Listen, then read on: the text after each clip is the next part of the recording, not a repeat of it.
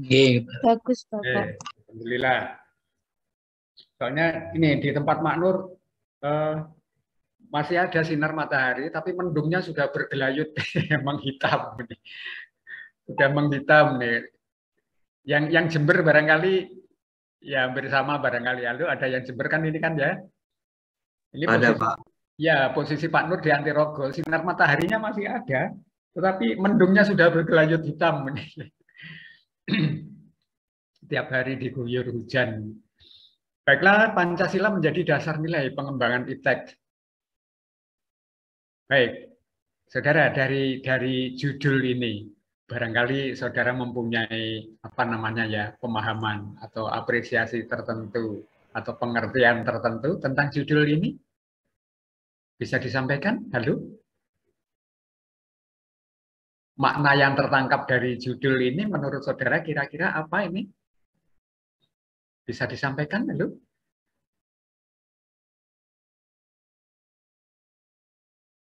Pengertian atau barangkali menurut apresiasi saudara, itu kira-kira arah pembicaraan kita nanti akan seperti apa gitu? Saya mau menyampaikan? Ayo Febrian, silakan. Menurut saya, Pancasila menjadi dasar nilai perkembangan iptek itu, jadi dalam pengembangan teknologinya itu didasarkan terhadap nilai-nilai atau dasar Pancasila ini, Bapak, seperti itu. Hanya pengembangan teknologi saja? Di situ iptek loh.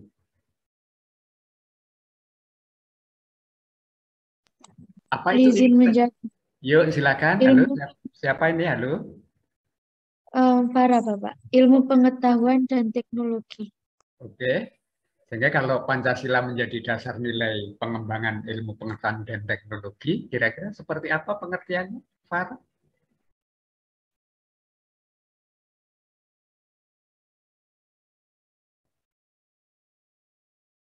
Atau yang lain? Yuk, silakan. Izin menjawab, Bapak nggih. Yuk, silakan, Farah. Jadi setiap ilmu pengetahuan dan teknologi yang dikembangkan di Indonesia itu harus tidak bertentangan dengan nilai-nilai yang terkandung di dalam Pancasila, Bapak. Oke. Tidak ada pertentangan dengan nilai-nilai Pancasila. Memang ada ilmu pengetahuan dan teknologi yang dikembangkan itu kira-kira kontradiksi dengan nilai-nilai Pancasila? Ada nggak kira-kira? Apa ada ya? Ilmu pengetahuan dan teknologi yang kira-kira kontradiksi dengan nilai-nilai Pancasila. Halo?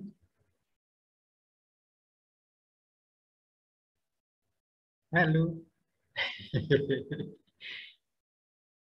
Jadi ini kembali pada pernyataan Farah tadi loh, katanya kan gitu kan ya, bahwa dalam pengembangan ilmu pengetahuan dan teknologi di Indonesia itu tidak boleh bertentangan dengan nilai-nilai Pancasila kan gitu. Nah, pertanyaannya kan bisa dikembalikan loh, memang ada ilmu pengetahuan dan teknologi yang kontradiksi dengan Pancasila. Kan gitu kan? Halo? Oke, baiklah, mari kita bahas bareng-bareng kalau begitu ya. Kita bicarakan bareng-bareng kira-kira seperti apa ini kalau Pancasila menjadi dasar nilai pengembangan ilmu pengetahuan dan teknologi itu. Ya, kita bicarakan. Oke, pengembangan iptek. Oke, tadi kita sudah tahu ya, iptek ilmu pengetahuan dan teknologi. Pada zaman sekarang sangat pesat ya perkembangannya ya, sangat pesat. Kalau misalnya oke lah kita kalau memperhatikan kemajuan teknologi itu masya Allah itu kan ya, HP itu hampir setiap minggu ada model baru dengan teknologi baru kan gitu kan ya. Sehingga kalau misalnya kita mau ganti HP itu, waduh, tiap minggu wah jebol saku kita barangkali. Mengapa begitu? Karena setiap minggu muncul yang baru dengan teknologi baru. Gitu kan ya? Itu yang oke lah ya, contoh yang paling real aja terkait dengan ilmu pengetahuan dan teknologi sampai diaplikasikan seperti itu. Kan ya? Itu baru satu item HP saja misalnya. Belum lagi otomotif yang begitu rupa kan ya, sepeda motor itu. Mobil itu kan juga gitu kan ya. hampir setiap bulan kayaknya ada varian baru yang menggoda kita, gitu kan ya. Ada varian baru yang menggoda kita. Pak Nur dulu ada Oppo berapa ada ya, maaf, Oppo A35 apa ya, itu saya wah gitu aja. Mengapa? Karena HP Pak Nur lebih sangat jadul dari itu. Oppo A35 loh, sekarang menjadi Oppo berapa itu? Yang iklannya barusan diperkenalkan dirilis kemarin itu. Oppo 55 atau berapa itu? Masya Allah, yang 35 aja belum sempat beli, gitu kan ya. Sudah ganti lagi, sudah, aduh, Masya Allah. Gitu. Itu apa artinya? Ya, kemajuan, perkembangan ilmu pengetahuan dan teknologi itu begitu rupa, sangat pesat. Nah, kebetulan anak Pak Nur ada salah seorang yang menjadi mahasiswa keperawatan. Di sini ada mahasiswa keperawatan, halo? Di kelas ini tidak ada yang berasal dari Fakultas Keperawatan. Tidak ada. Ya. Anak Pak Nur salah seorang diantaranya kuliah di Fakultas Keperawatan. Terus cerita-cerita kemarin, katanya, yaitu kemarin itu bercerita tentang melahirkan. Dimulai dari zaman dukun, kayak gitu ya, begitu ngeri gitu katanya. Loh kok ngeri toh nak, saya bilang gitu. Loh iya ya, dukunnya lo nggak tahu apa itu kesehatan. Proses higienis yang medis itu seperti apa, dukunnya kan kebanyakan nggak tahu. Sampai perkembangan teknologi yang begitu luas, sampai ada rumah sakit dan lain-lain, sampai kemudian melahirkan di air, apa itu kan bagian teknologi. Jadi kemarin itu sempat cerita-cerita dengan anak yang di keperawatan sampai seperti itu. Itu teknologi tentang melahirkan. Kemudian ada sesar dan lain-lain. Apa artinya? Kemajuannya luar biasa, gitu kan ya. Nah, pengembangan iptek tidak terlepas dari situasi yang melingkupinya. Artinya berkembang dalam suatu ruang budaya, ya, dalam suatu ruang budaya. Maknanya ya budaya kita oke lah. Sekarang Indonesia, kalau kita bicara tentang konteks Indonesia, budaya kita itu oke, kita di Jawa, kita di Madura, atau kita di Sumatera, atau di tempat-tempat lain, itu yang mewarnai budaya kita Indonesia. Itulah sebabnya kemudian perkembangan iptek itu selalu bersentuhan dengan nilai-nilai budaya kita. Ya, dengan nilai-nilai budaya kita. Kemajuan misalnya fashion. Ya begitu rupa kan dia fashion itu. Fashion itu juga luar biasa loh. Setiap hari muncul model baru dengan waduh macam-macam gitu kan ya. Nah, kemudian terkait dengan fashion itu yang Pak Nur perhatikan lah misalnya dalam industri sinema. Ya, dalam industri sinema itu, film. Itu kan juga gitu kan. Kemajuan fashion itu langsung ditangkap oleh sinema itu. Mengapa? Karena model terbaru pasti diaplikasikan di situ gitu kan ya. Sehingga akhirnya ya sinema kemudian juga mengikuti kemajuan fashion atau sebaliknya. Kemajuan fashion itu juga mengikuti perkembangan sinema yang begitu rupa. Karena saling terkait. Dunia panggung juga begitu. Ya kan? Dunia panggung juga begitu. Sehingga pentas yang apalagi kalau misalnya untuk konser musik, untuk konser-konser yang lain itu kan biasanya sangat erat dengan fashion, sehingga saling terkait seperti itu. Ya, sehingga ya bersentuhan dengan nilai-nilai budaya, agama. Ya, di satu pihak dibutuhkan semangat objektivitas, di pihak lain perlu mempertimbangkan nilai-nilai budaya dan agama dalam pengembangan iptek itu. Ya. Ilmu pengetahuan itu salah satu cirinya harus objektif. Objektif itu apa? Kebenarannya bisa diakui secara universal, bukan kebenarannya sendiri. Itu kan ya, pokoknya itu tidak boleh kalau ilmu pengetahuan. Mengapa? Karena argumentasi atau dasarnya itu harus bisa dipahami, bisa dimengerti, bisa diterima oleh semua orang secara universal. Jadi kebenarannya bukan dari pihaknya sendiri, bukan. Itu ya. Itulah ilmu pengetahuan objektif itu. Tidak didasarkan pada egonya sendiri, tetapi benar-benar sebagai temuan, sebagai argumentasi ilmiah. yang kebenarannya bisa diakui. Mengapa bisa diakui? Karena dasarnya rasio, ya, rasional, pikiran, akal kita, pemikiran logis kita, logik, ya. Semua orang kan memiliki dasar seperti itu, sehingga kebenaran ilmu pengetahuan itu ya kebenaran yang logik, orisinal, kebenaran yang rasional. Itu objektif. Tetapi juga berbimbangan dengan nilai budaya agama. Nah, makanya tadi Pak Nur pertanyakan, loh apa benar ada ilmu pengetahuan atau teknologi yang kemudian kontradiksi dengan nilai-nilai Pancasila gitu ya. Belum terjawab kan nanti ya. Itu tadi kan belum terjawab kan ya. Jadi Pak Nur sudah mulai membuka itu. Mengapa? Ya itu tadi karena pengembangan nilai apa namanya pengembangan ilmu pengetahuan dan teknologi itu bersentuhan ya, dengan nilai-nilai budaya, dengan nilai agama. Ya, kalau kita bicara tentang budaya dan agama kan sudah otomatis itu include dengan Pancasila gitu kan ya. Bersentuhan dengan Pancasila. Karena Pancasila juga bukannya identik, bukannya tapi ada nilai-nilai budaya dan agamanya juga gitu kan. Sehingga kalau ada ilmu pengetahuan atau teknologi yang oke, bersinggungan tetapi justru kontradiksi bersinggungannya, kontradiktif itu. Nah, itu tidak relevan untuk kita terapkan di Indonesia. Yang seperti apa? Yang merugikan. Ya, tentu saja yang merugikan. Itu pasti kontradiktif kalau yang merugikan. Baik merugikan secara langsung maupun merugikan misalnya dalam pola pikir, dalam perilaku, dalam pemahaman. Kalau merugikan dalam itu berarti ada kontradiksinya dengan Pancasila. Relasi iptek dan budaya merupakan persoalan yang seringkali mengundang perdebatan. Bisa saudara pahami? Saudara menangkap enggak kira-kira bahwa relasi iptek dan budaya itu seringkali menjadi persoalan yang mengundang perdebatan? Betul begitu? Halo, betul begitu? Iptek dan budaya.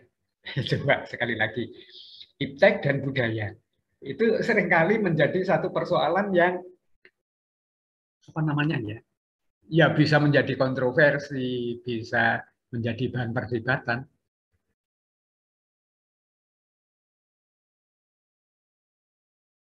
Bisa dicontohkan? Halo? Izin menjawab. Yuk silakan, siapa ini? Halo? Silakan. Saya Pak Ndermaning Tias, izin menjawab. Silakan. Contohnya kalau misalnya di Indonesia ini kan sudah berkembang teknologi yang sangat pesat sehingga orang bisa mengakses sosial media misalnya. Kemudian di Indonesia ini terdapat budaya seperti kalau misalnya kita komen itu nggak disaring terlebih dahulu. Jadi kalau misalnya budaya seperti hate comment, kemudian berkata kasar di depan umum seperti itu Bapak. Dan itu menurut saya merupakan salah satu penyimpangan dari nilai-nilai Pancasila yang terkandung dalam perkembangan iptek tersebut. Terima kasih. Oke. Ada lagi yang lain? Izin menjawab, Bapak. Yuk, Farah, silakan. Biasanya di perkembangan iptek itu akan muncul, kan di teknologi itu sangat mudah untuk berkembang ya Pak. Biasanya itu akan muncul suatu tren-tren baru yang mungkin itu berbeda dengan budaya bangsa kita sendiri Bapak. Sehingga itu biasanya menyebabkan perdebatan-perdebatan atau kontroversi. Terima kasih. Nah, salah satu contoh misalnya, seniman itu biasanya ya atas nama ekspresi seni, ya ekspresi seni itu kan luas banget gitu kan ya. Ekspresi seni.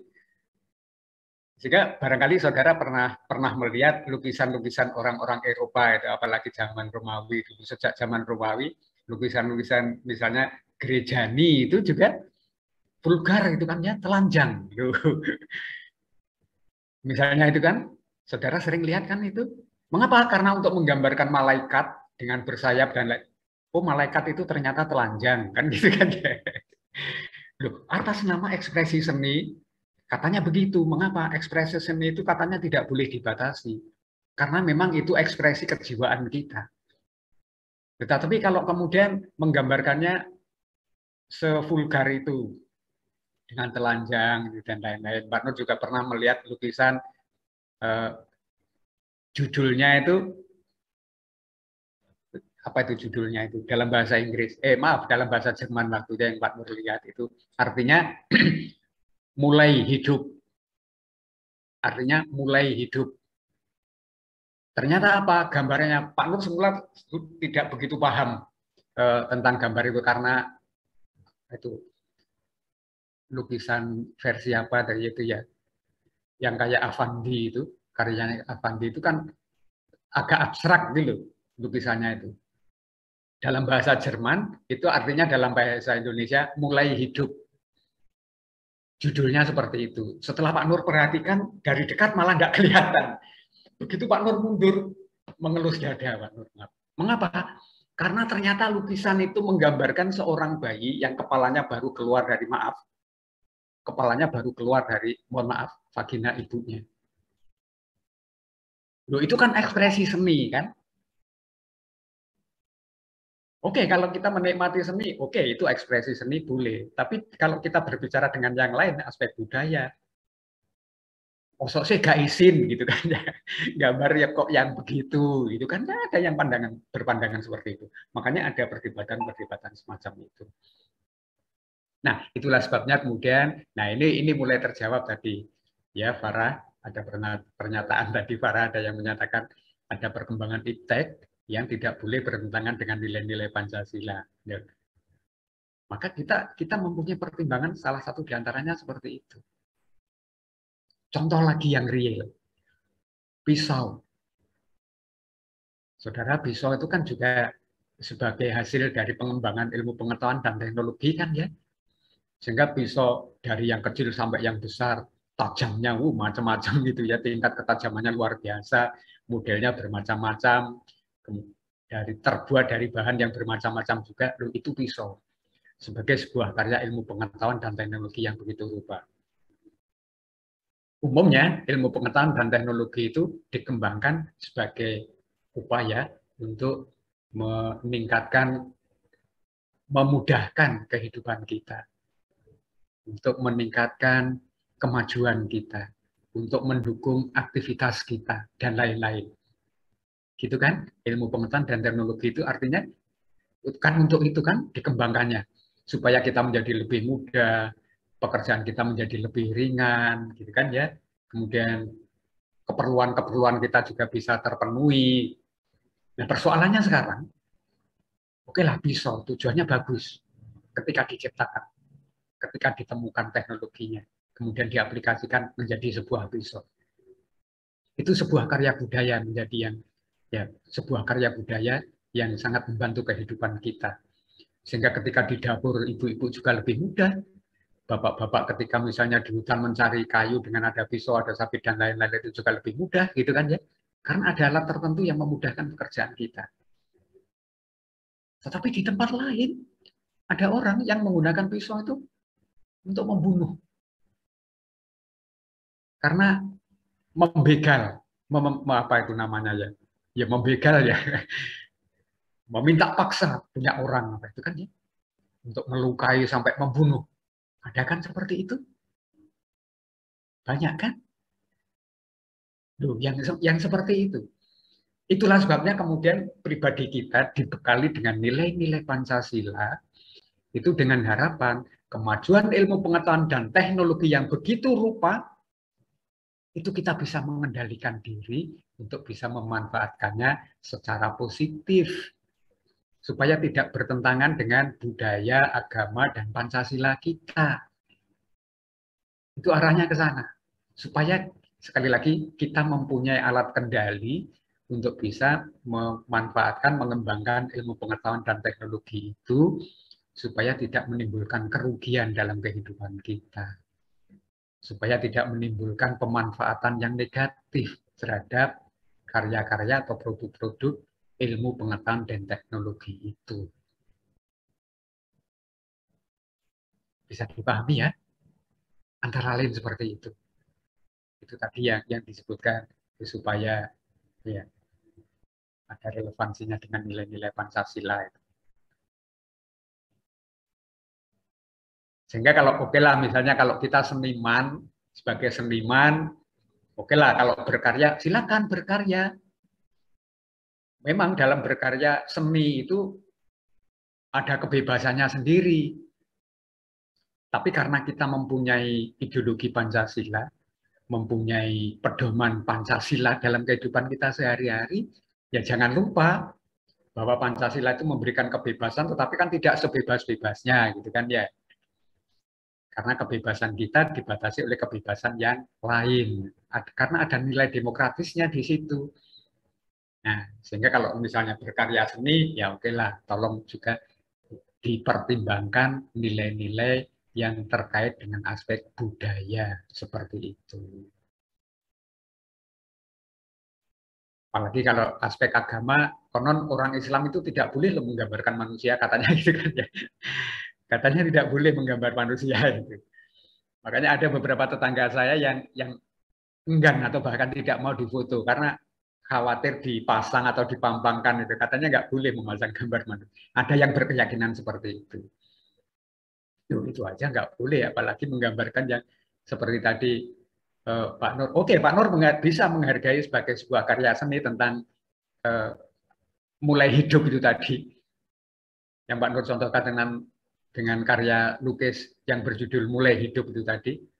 Pak Nur bisa menghargai karya seni karena dia mampu menggambarkan begitu rupa dan memang bagus. Sehingga kalau tidak bagus kan ya juga tidak akan mungkin dipasang di sebuah museum dengan pameran akbar kan gitu kan ya. Tetapi kan ada nilai agama, nilai budaya yang perlu kita perhatikan di situ. Ada unsur tabu ya kira-kira di situ ya, misalnya seperti itu. Oke. Yuk, ada pertanyaan?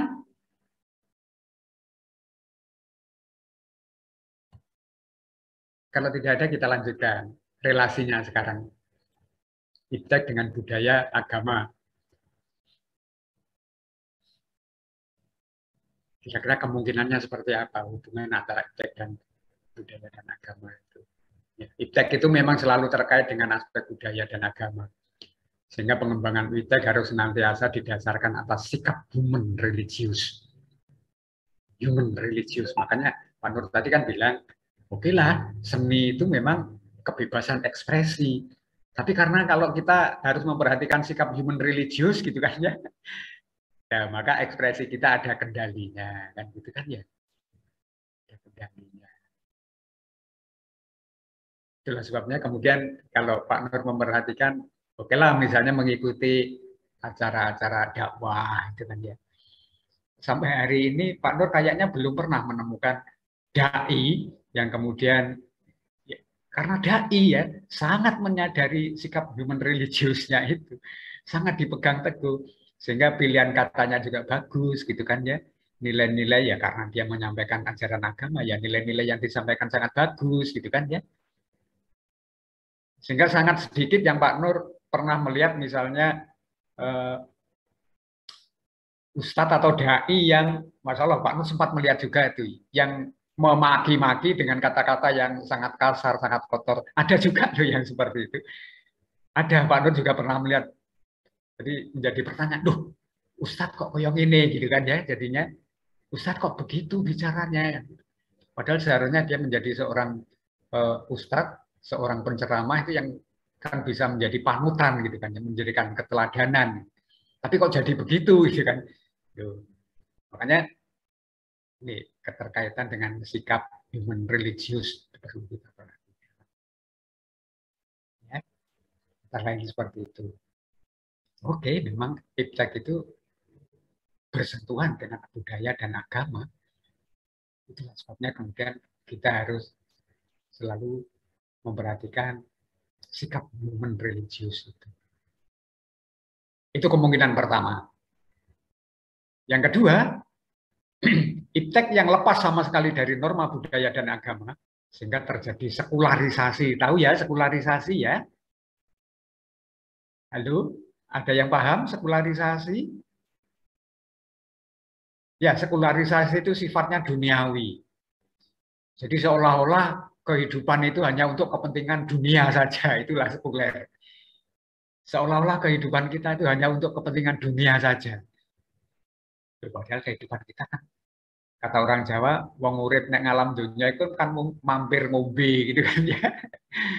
Hanya sebentar gitu kan ya. Mengapa? Karena kita akan punya kehidupan yang lebih abadi di sana. Itu kan ya.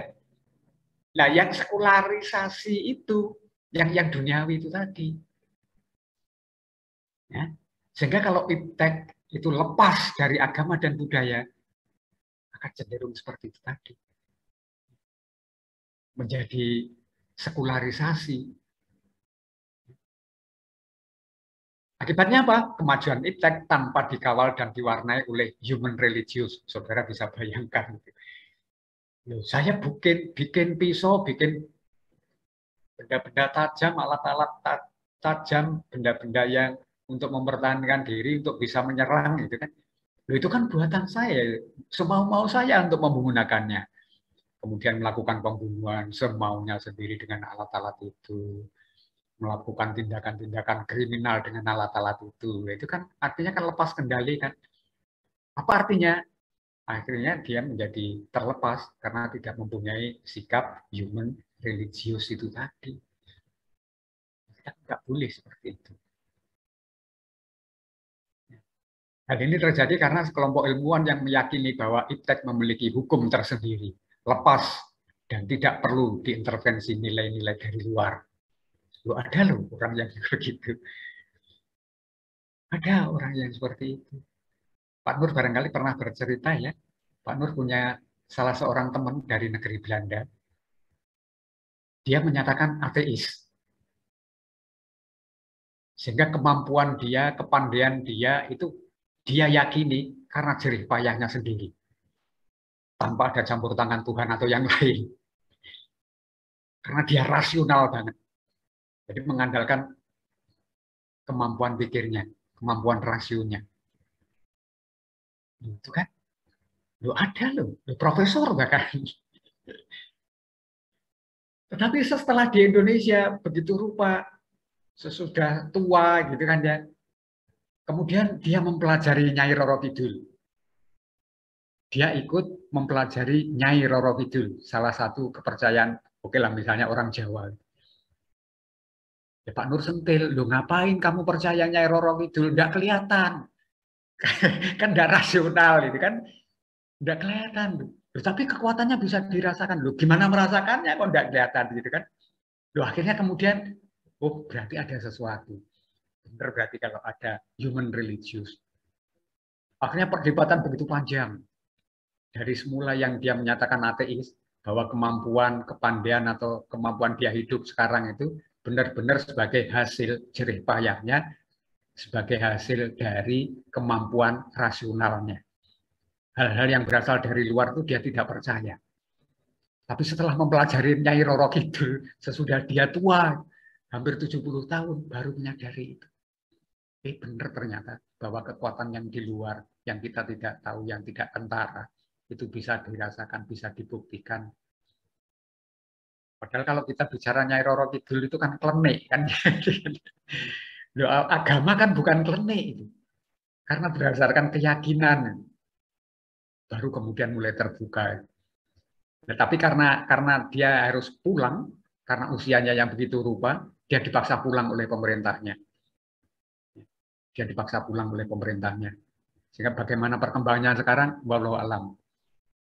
Pak Nur tidak tahu persis, tidak bisa mendeteksinya secara lebih jauh.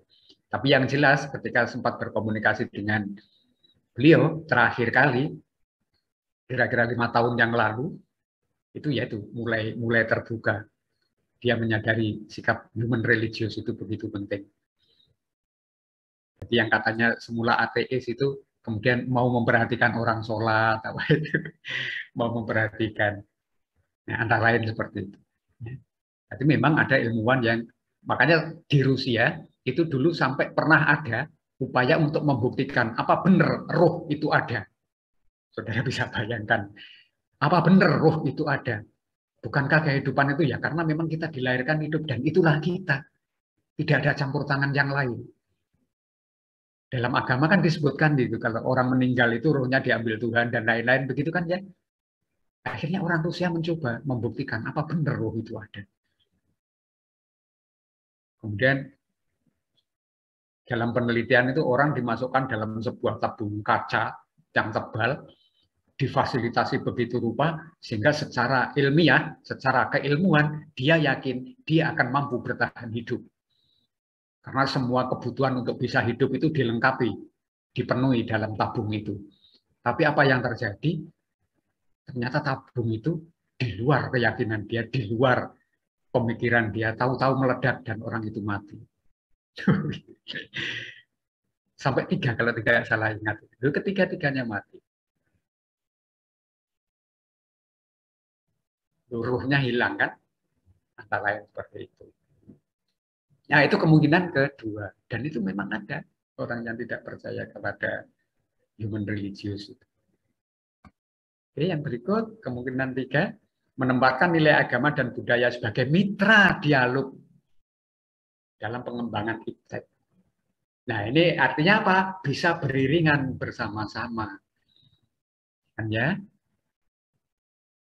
Sebagai ilmuwan beranggapan bahwa iptek memang memiliki hukum tersendiri. Oke, secara internal ya, karena dia harus rasional dan macam-macam itu dasar ilmiah. Tetapi di pihak lain juga diperlukan faktor eksternal. Apa itu? Ada budaya, ideologi maupun agama. Itu yang melandasi iptek. Sehingga pertukaran antara ketiganya atau keempatnya ya, karena ada budaya, ideologi dan agama itu dengan iptek itu menjadi sinergi, ya, menjadi sinergi, menjadi kekuatan yang utuh. Bahwa pengembangan iptek itu ada faktor internal karena hukum-hukum ilmu pengetahuannya sendiri, dan faktor eksternal karena terkait itu nanti akan diaplikasikan untuk kehidupan kita sehari-hari. Sehingga ada saling ketergantungan di antara keempatnya itu. Sehingga harus berjalan bersama. Itulah sebabnya kemudian kalau misalnya kita membuat obat, ya benar-benar obat yang dimanfaatkan untuk kepentingan medis. Jangan kemudian diselewengkan untuk kepentingan yang lain. Karena mengapa? Ya karena kemajuan ilmu pengetahuan itu orang kemudian tahu, oh obat itu ternyata ada yang berpengaruh. Ya seperti apa itu? Seperti zat-zat narkotik gitu kan. Masya Allah, sehingga penyalahgunaan obat begitu rupa. Nah, itu kan ya, karena lepas dari nilai-nilai human religiusnya.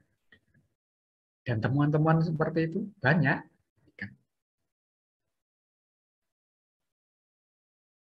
Itu kan ya, ada 3 kemungkinan seperti itu. Ada pertanyaan? Halo? Itulah sebabnya kemudian Pancasila juga berperan penting dalam pengembangan iptek itu. Mengapa? Ya supaya bisa menjadi mitra dialog dalam pengembangan ilmu pengetahuan dan teknologi.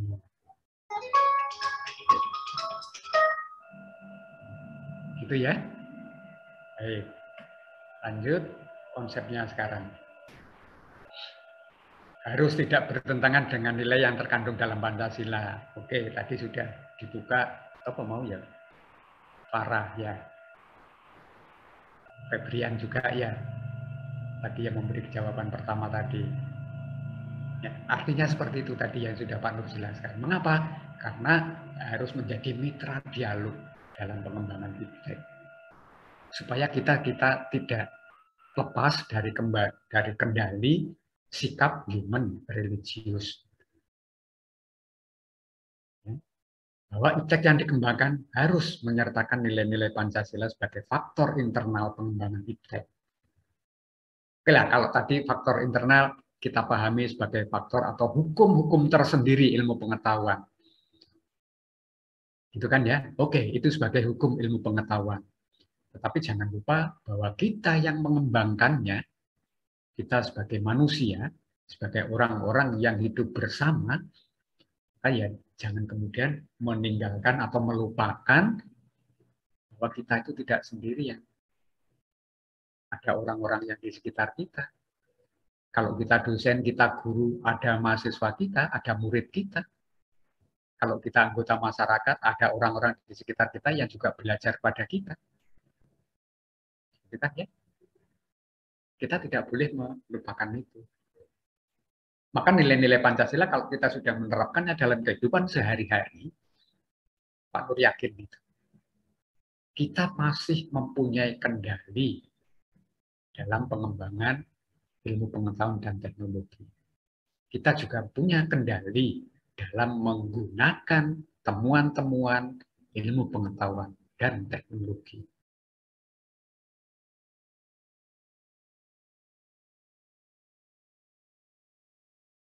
Ya, bisa dipahami?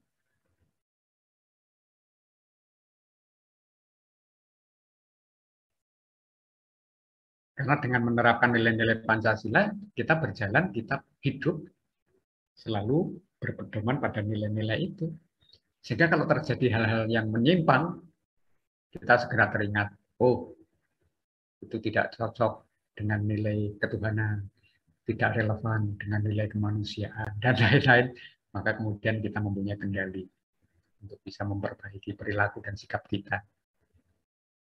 Gitu kan? Oke. Nilai Pancasila berperan sebagai rambu normatif bagi pengembangan iptek di Indonesia. Mengendalikan iptek agar tidak keluar dari cara berpikir dan bertindak bangsa Indonesia. Pak Nur sangat bersyukur, ya, ternyata orang Indonesia dengan kemampuan nilai-nilai Pancasila itu ternyata juga memiliki kemampuan ilmu pengetahuan dan teknologi yang ya dihargai dunia. Saudara kenal nama Habibie? Halo? Atau nama lengkapnya Baharudin Yusuf Habibie? Kenal, Bapak. Oke, siapa dia? Presiden ketiga Republik Indonesia. Oke, presiden. Selain presiden? Yang pertama kali membuat pesawat di Indonesia.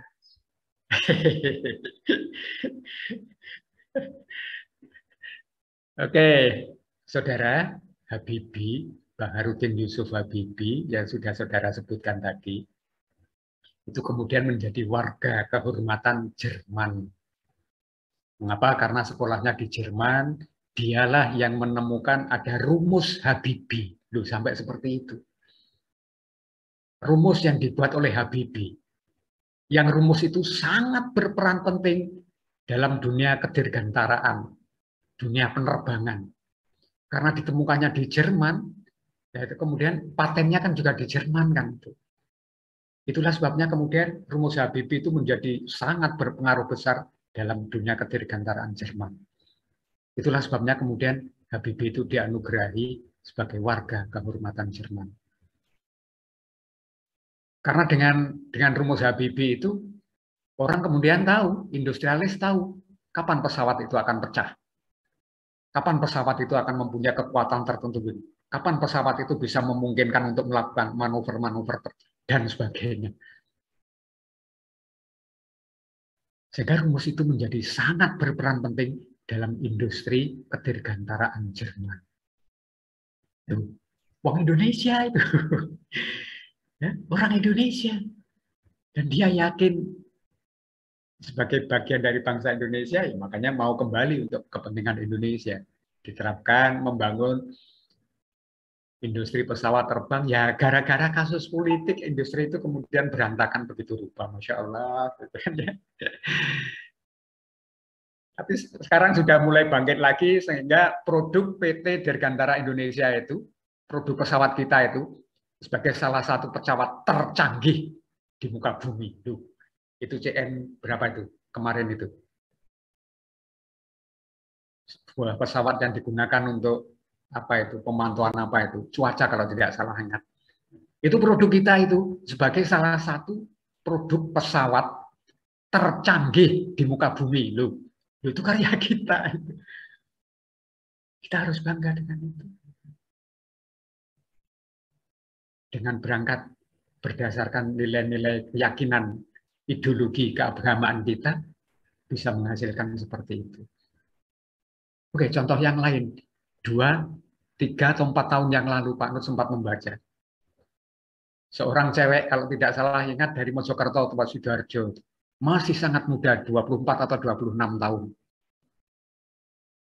Saudara bisa bayangkan 24 atau 26 tahun Pak Nur lupa. Sidoarjo Pak Mojokerto itu seorang cewek. Di Inggris, kemudian dianugerahi profesor. Nah, itu kan pengakuan keuangan yang luar, kemampuan pengetahuan yang luar biasa. Loh, itu orang kita. Orang Indonesia. Ya. Belum lagi itu yang siapa itu? Sudah berapa tahun itu? Indonesia itu mengirim delegasi untuk Olimpiade Matematika, Fisika, Kimia itu yang di bawah Profesor Johannes Surya apa ya? Itu selalu membawa pulang medali emas. Itu anak-anak Indonesia. Apa artinya? Kita nggak kalah dengan orang-orang luar negeri. Sampai saat ini Pak Nur dapat informasi ketika membaca jurnal ilmiah tentang kedokteran. Saudara, kalau ada operasi besar tentang saraf, dimanapun di muka bumi ini, meskipun di Amerika atau di Eropa, itu tempat bertanyanya justru orang Sragen. Pak Nur kaget. Operasi-operasi besar tentang saraf di muka bumi itu. Tempat konsultasinya salah seorang dokter dari Sragen. Sampai diakui dunia seperti itu. Ya, itu kan ya. Kita bisa membuktikan bahwa pengembangan iptek dengan landasan Pancasila itu prestasinya juga seperti itu. Nah, dalam teknologi komunikasi, ya 3G, 4G, sekarang berapa? 5G ya sekarang ya. Ya itu orang Indonesia sih menemukan. Orang Indonesia. Itu kan ya. Maka yang kelima itu harus berakar dari budaya dan ideologi bangsa, atau lebih dikenal dengan istilah indigenisasi, atau membumikan ilmu kita.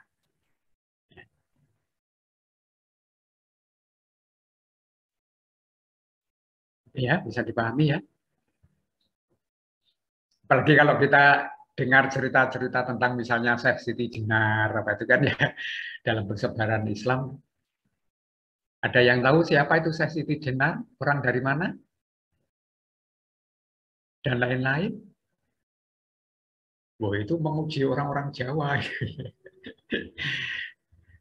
Syekh Siti Jenar itu bermaksud menguji orang-orang Jawa. Apa benar penguasaan keagamanya begitu rupa? Loh, ternyata nggak ada apa-apanya di hadapan orang Jawa. Syekh Siti Jenar.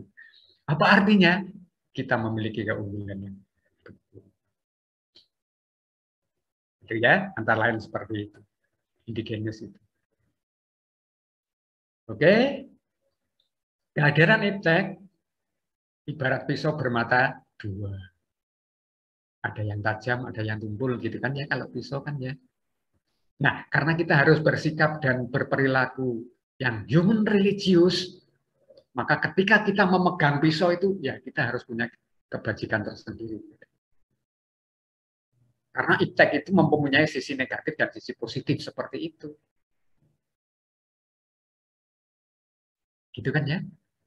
Iptek itu mempunyai sisi negatif dan posisi positif seperti itu.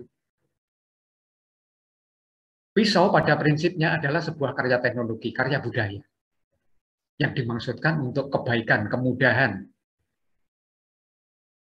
kemakmuran kita. Maka kalau kita memegang pisau itu, jangan lupa bahwa kita harus berperilaku, bersikap human religius. Intinya Pancasila itu. Gitu kan ya. Kita harus berhati-hati.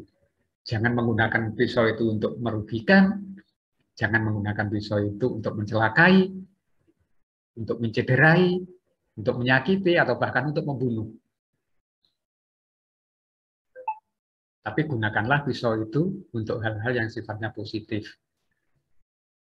Untuk membantu, mempermudah ya, aktivitas kita sehari-hari. Oke ya. Contohnya ini.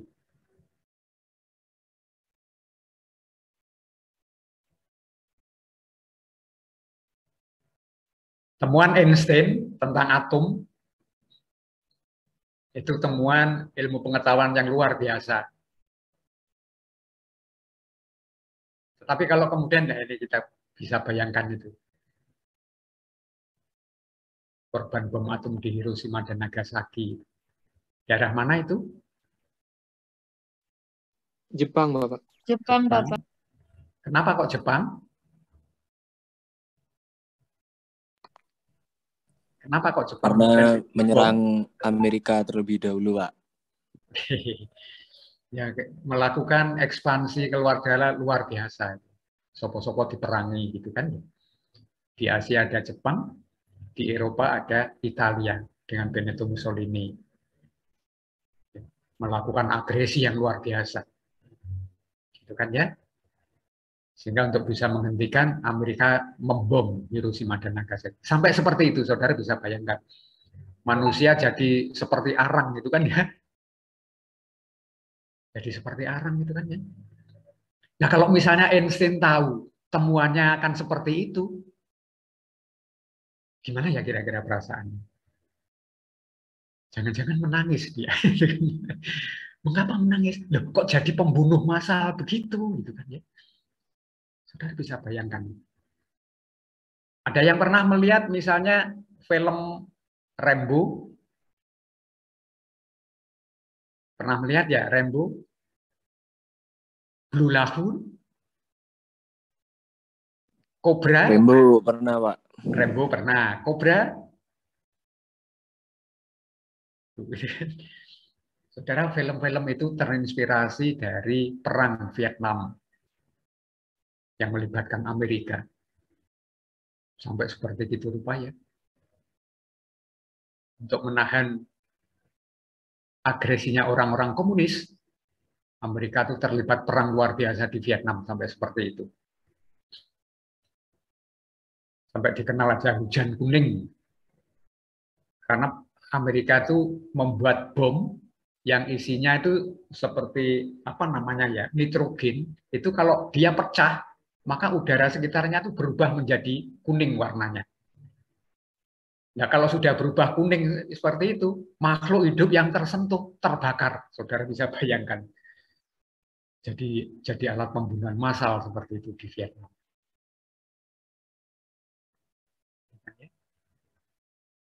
Teknologi kalau kemudian digunakan untuk kepentingan perang ya kan sangat mengerikan itu kan. Masya Allah.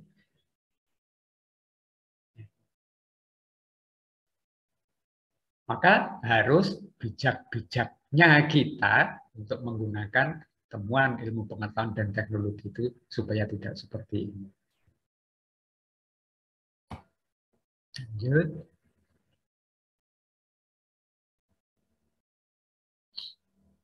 Pentingnya ya karena kita begitu plural itu kan ya, bermacam-macam, maka bisa saja menimbulkan perubahan dalam cara pandang manusia tentang kehidupan.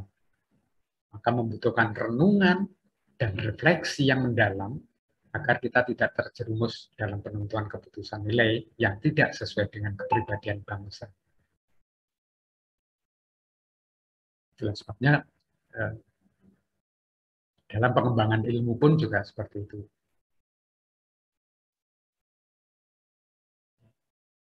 Dampak negatif dari ditimbulkannya kemajuan iptek terhadap lingkungan misalnya.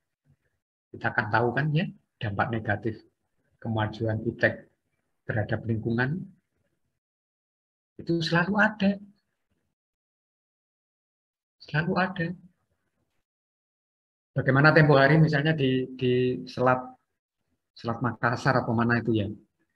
Itu ada limbah industri yang kemudian masyarakatnya sampai dalam radius berapa kilometer itu.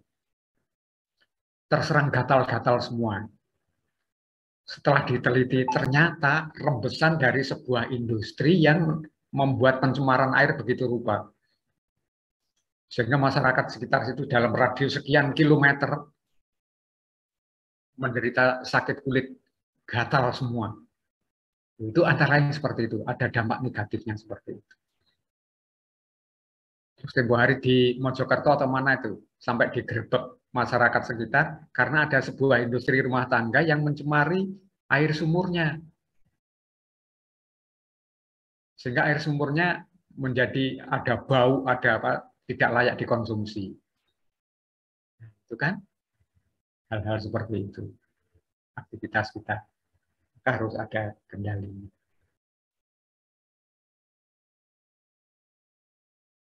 Di Banyuwangi, di Muncar juga begitu. Muncar itu salah satu pusat industri perikanan terbesar di Indonesia. Nomor 2 setelah Bagan Siapi-Api. Artinya apa? Muncar itu mempunyai industri perikanan yang begitu besar. Dulu sempat menjadi protes. Mengapa? Ya, karena dampaknya kepada lingkungan jadi nggak enak. Gitu. Ada dampak negatifnya terhadap lingkungan, pendirian industri-industri itu. Maka harus dibenahi dan lain-lain supaya tidak menimbulkan pencemaran yang lebih luas. Contohnya seperti itu. Dan di berbagai tempat selalu ada yang begitu-begitu. Oke. Perkembangan iptek didominasi oleh negara-negara barat dengan politik global, mengancam nilai khas dalam kehidupan bangsa kita.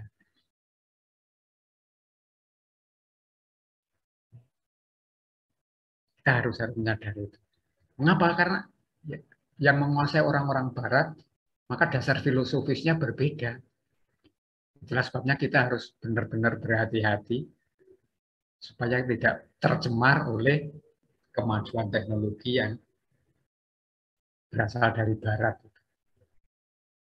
Karena berpengaruh negatif terhadap misalnya aspek spiritualitas, gotong royong, solidaritas, keadilan, gitu kan ya.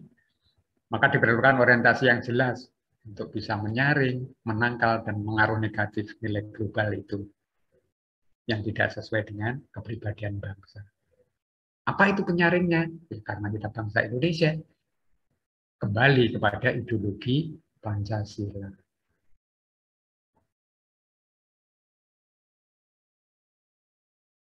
Itu ya. Lalu ada pertanyaan? Yuk, ada pertanyaan? Maka kan sejak awal intinya selalu dikemukakan itu dalam berbagai pokok bahasan kita kan, pada intinya itu ya bagaimana supaya kita menyadari kemudian bisa mengaplikasikan atau menerapkan nilai-nilai Pancasila itu dalam kehidupan kita sehari-hari.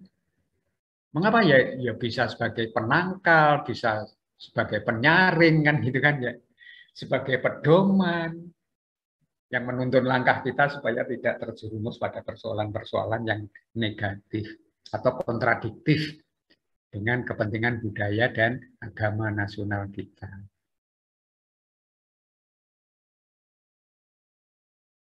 Ya.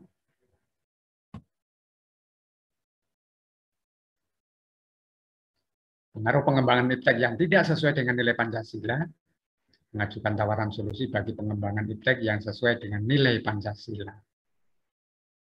Hanya Pak Nur cetak merah itu kan ya.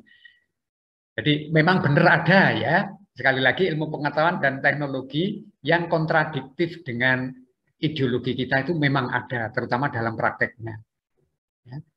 Maka tugas kita adalah untuk mencari solusi bagaimana supaya pengembangan iptek itu sesuai dengan nilai-nilai Pancasila. Caranya ke sana.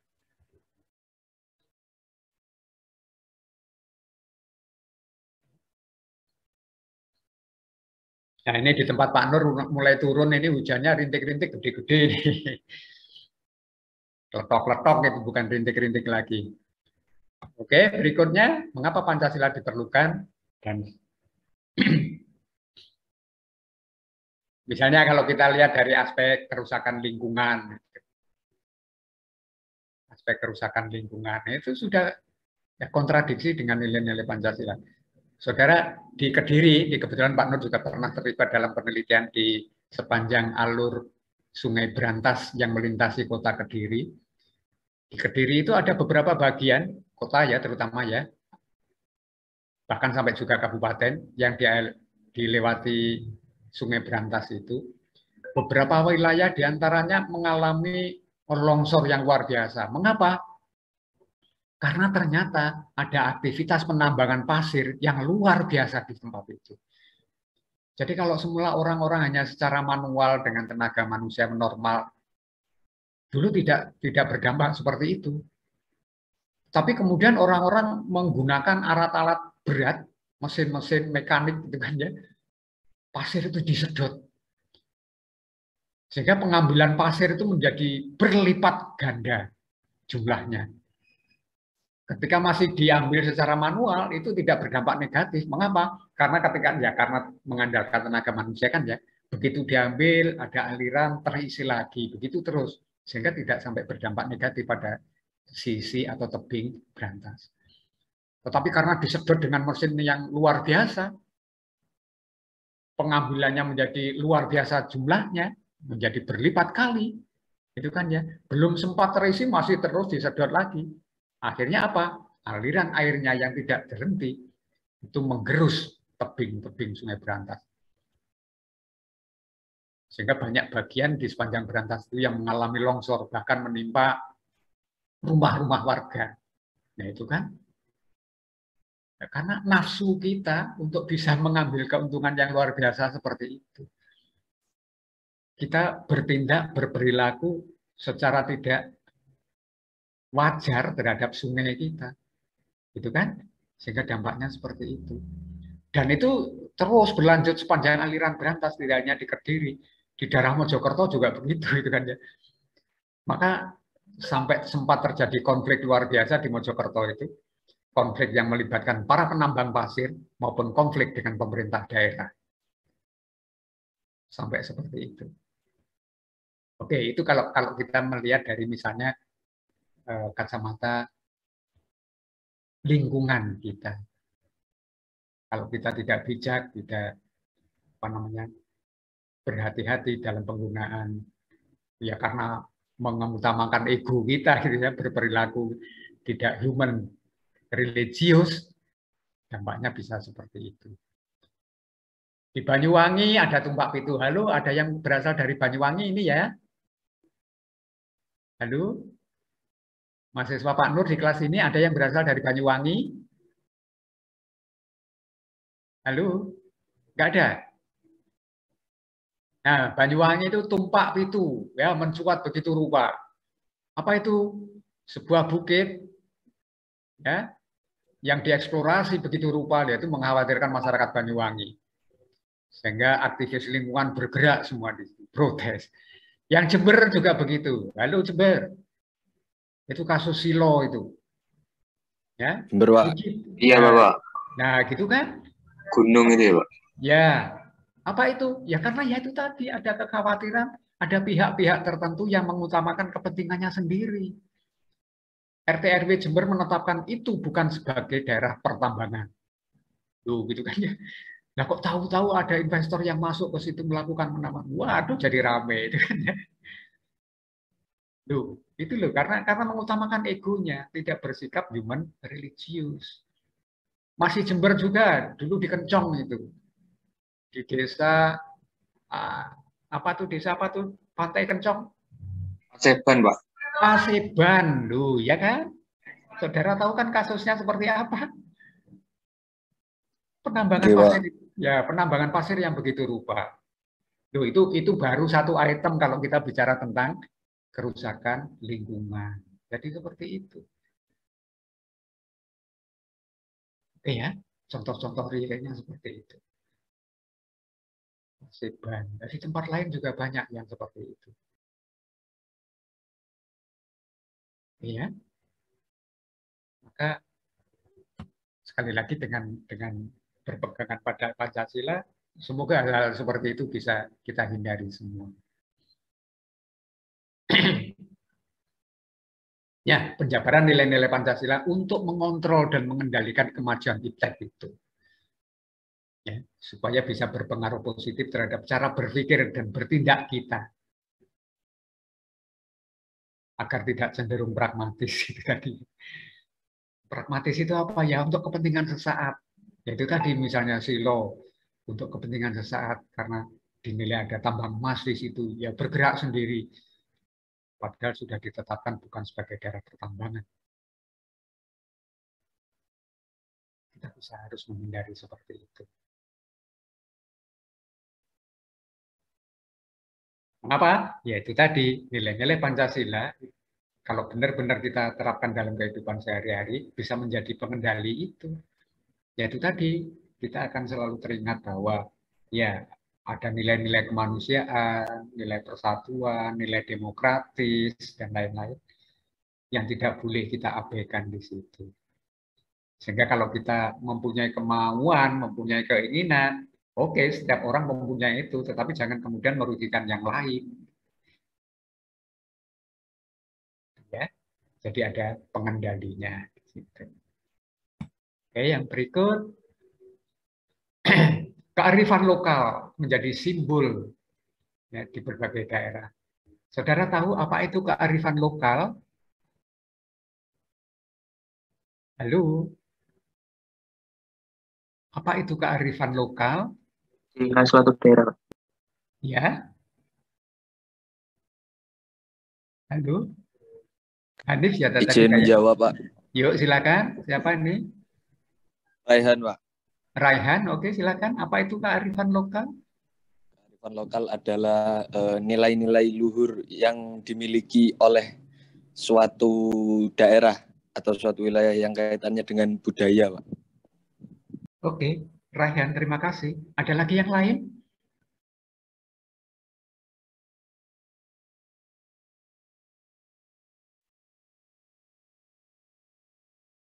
Ada lagi yang lain? Ya, nilai-nilai. Ya, yang biasanya nilai itu kemudian menjadi pegangan, menjadi pedoman masyarakat tertentu, masyarakat setempat. Karena menjadi pedoman, sehingga perilaku, sikap, cara berpikir, tindakan mereka itu dikendalikan, dikontrol oleh nilai-nilai yang dia yakini itu. Misalnya, di satu tempat ada, saudara pernah mendengar nggak, misalnya hutan larangan? Halo, ada yang pernah mendengar hutan larangan? Nah, di situ kemudian dikembangkan, ya pada intinya orang tidak boleh sembarangan memasuki hutan itu. Apalagi sembarangan menebang kayu di hutan itu. Tidak boleh. Mengapa? Nah, itu bagian dari kearifan lokal. Orang-orang situ percaya untuk bisa mempertahankan misalnya sumber airnya, untuk mempertahankan sumber daya yang lainnya. Sehingga biasanya hutan larangan itu, ya sekali lagi hutan larangan itu pada dasarnya adalah sebagai upaya masyarakat untuk menyelamatkan kawasan hutan itu. Sehingga secara adat mereka punya kesepakatan siapa yang boleh masuk hutan itu, siapa yang boleh menebang kayunya, untuk kepentingan apa itu sudah diatur oleh masyarakat setempat. Makanya disebutkan sebagai larangan karena tidak semua orang bebas memasuki hutan itu dengan berperilaku semaunya. Loh, ternyata setelah kita pelajari, loh, iya karena di hutan itu yang menyediakan air bagi masyarakat sekitarnya. Yang bisa memenuhi kebutuhan kayu bagi masyarakat sekitarnya. Tetapi kan harus dikendalikan. Sehingga biasanya yang terkait dengan hutan larangan itu, kalau masyarakat setempat menebang satu buah pohon di situ, maka dia harus mengganti minimal 10 pohon untuk menanamnya. Itu kan? Apa artinya? Ada tindakan seimbang terhadap penebangan pohon. Kalau ada yang ditebang berarti harus ada yang ditanam. Dan nggak main-main yang ditebang satu menanamnya 10 loh itu kan. Sampai seperti itu. Apa artinya? Kearifan lokal, jadi ajaran-ajaran atau nilai-nilai kesepakatan-kesepakatan lokal itu yang tadi Raihan sebutkan terkait dengan aspek budaya, iya. Itu yang mengendalikan masyarakat setempat untuk bisa berperilaku positif terhadap lingkungannya. Ada musyawarah, gitu kan ya, untuk bisa mengeliminasi ciri-ciri atau sifat-sifat individualis dan seterusnya. Gotong royong itu kan sebagai ciri kita untuk bisa hidup bersama kan, supaya menghilangkan pengaruh individualis kan gitu kan. Sehingga kalau Pak Nur misalnya pulang ke desa itu kadang-kadang kangen. Mengapa? Karena ketika di desa itu ada gugur gunung, kata mereka. Apa itu gugur gunung? Ya bahasa kita sekarang itu kerja bakti.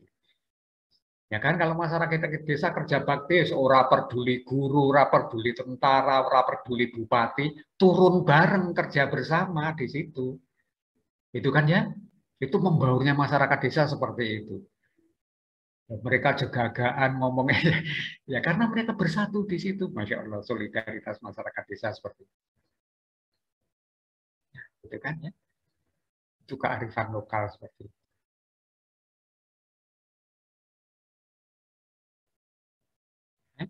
Berikut, ya supaya ya kearifan ya terkait kalau Pak Nur ketawa sendiri. Jadi bagian dari kearifan kita menggunakan teknologi, menggunakan temuan ilmu pengetahuan dan teknologi itu. Oke, ilmu pengetahuan dan teknologi itu kan mempermudah kita. Tapi kalau kita menggunakannya sembarangan ya seperti ini kan malah merugikan toh. Alat cukur ya membantu tukang cukur supaya lebih mudah, lebih bagus gitu kan. Tapi kalau menggunakannya sembarangan seperti itu lah itu kan nyukurnya jadi tidak karuan dari peta. Nah ini antara lainnya kalau kita tidak arif menggunakan temuan ilmu pengetahuan dan teknologi. Bisa berdampak negatif seperti itu, merugikan kita sendiri. Yuk ada pertanyaan?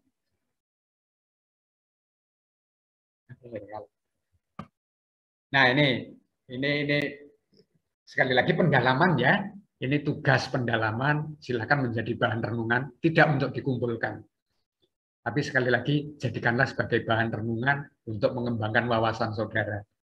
Kira-kira pentingnya nilai Pancasila itu, bagaimana sih aplikasinya sebagai dasar pengembangan IPTEK? Silakan saudara renungkan itu. Saudara sudah memahami apa itu nilai-nilai Pancasila. Saudara sekarang sebagai salah seorang yang sedang mengalami, berproses untuk mengembangkan IPTEK.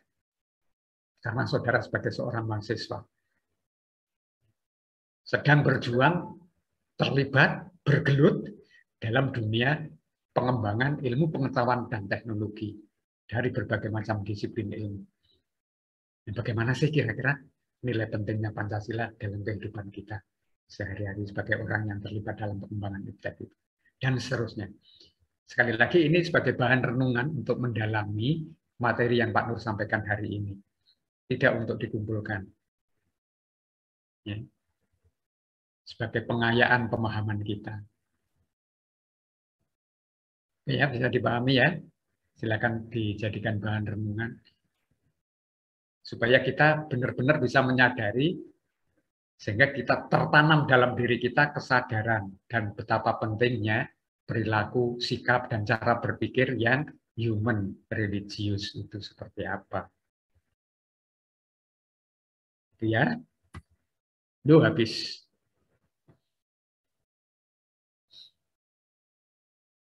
Nah, ini kelemahan kita dengan daring itu antara lain seperti ini. Kalau kita bisa tatap muka di kelas itu berbagai variasi bisa kembangkan, bahkan kita dalam pembelajaran Pancasila itu seringkali Pak Nur mengajak mahasiswa, oke, keluar kampus sebentar, ke tetangga sebelah itu, di sebelah kampus ada masyarakat tertentu yang bisa kita kunjungi untuk aplikasi nilai-nilai Pancasila dan lain-lainnya, karena daring piye. Jadi agak membosankan ya, Pak Nur jadi indoktriner gitu kan. Jadi seperti Pak Nur itu hanya mendoktrin aja kan ya, hanya ceramah, aduh ya membosankan. Pak Nur juga capek sebenarnya, karena tidak bisa mengembangkan varian yang lebih bagus. Ya keterbatasan daring antara lain seperti itu. Sekali lagi mohon maaf. Oke, semoga bermanfaat. Ada pertanyaan? Kalau tidak ada sesuatu yang perlu kita diskusikan lebih lanjut, bisa Pak Nur akhiri. Pak Nur yakin bosan saudara juga. Karena pembelajaran daring itu secara akademik ya, orang-orang FKIP itu mengajarkan katanya paling lama 20 menit. Tetapi prakteknya mereka nggak bisa, loh 20 menit akan dapat apa Pak, gitu kan. Ya gitu kan, ya kontradiktif semua jadi yes. Oke, baiklah kalau begitu. supaya juga tidak jenuh, tidak bosan. Pak Nur yakin saudara sudah bosan juga. Itu. Terima kasih atas perhatiannya. Semoga minggu depan masih bisa kita lanjutkan dengan satu lagi materi yang berikutnya. Terima kasih. Mohon maaf atas segala kekurangan. Bila taufik wal hidayah. Wassalamualaikum warahmatullahi wabarakatuh. Selamat siang. Waalaikumsalam warahmatullahi wabarakatuh. Selamat siang, Bapak. Selamat siang, Bapak. Terima kasih, Bapak. Terima kasih. Baik, kembali terima kasih. Presensinya tolong dicek ulang.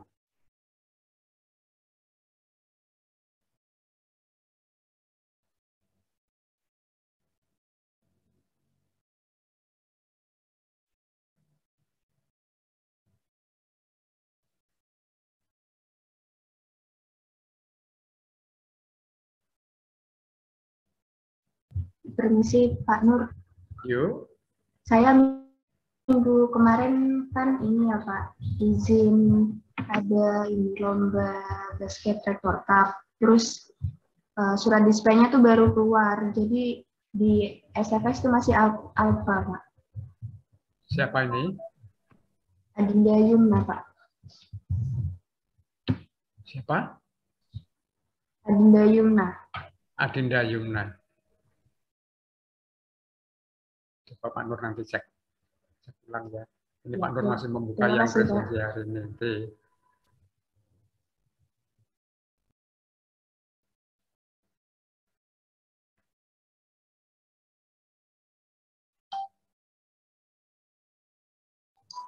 Permisi Pak, ini saya perlu buka akademik juga ya Pak ya? Nggak usah. Oh tidak usah. Baik Pak, terima kasih.